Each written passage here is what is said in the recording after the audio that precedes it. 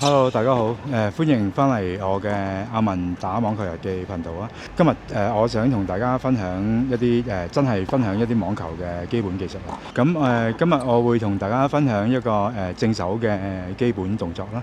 咁就之前大家應該睇咗我一集係關於 grip 嗰個分享啦。咁揸 forehand grip 嘅就係呢一個啦，呢一嚿骨頭，呢一個食指嘅 knuckle 放喺呢一條。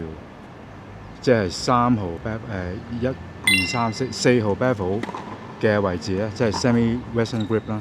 咁就大家 refer 到呢一個啦，或者係有啲人中意過少少嘅打 eastern 嘅，就可以呢一個 eastern grip 或者係 semi-western grip 都係合理嘅 forehand grip 嚟嘅。咁全部嘢都係由呢一個正常嘅呢個準備動作啦。咁就大家應該見到呢個企嘅腳一定要闊啲啦。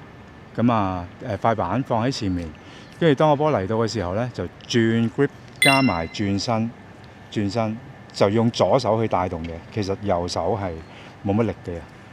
轉，然之後垂低塊板向前揈出去。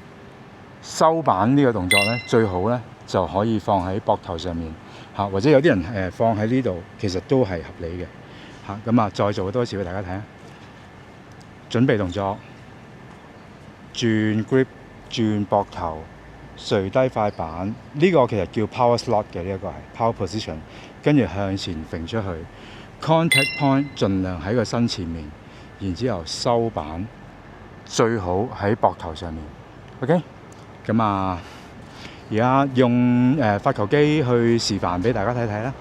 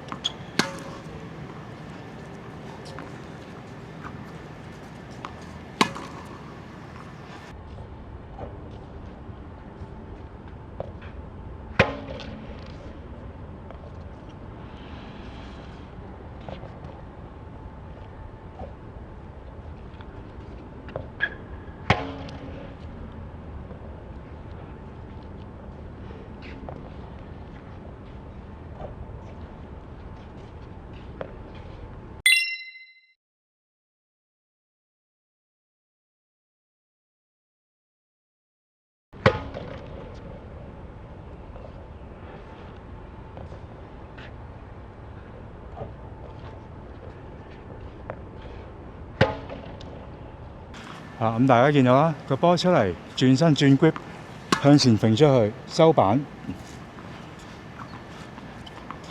向前揈出去收板。咁其實咧個波咧，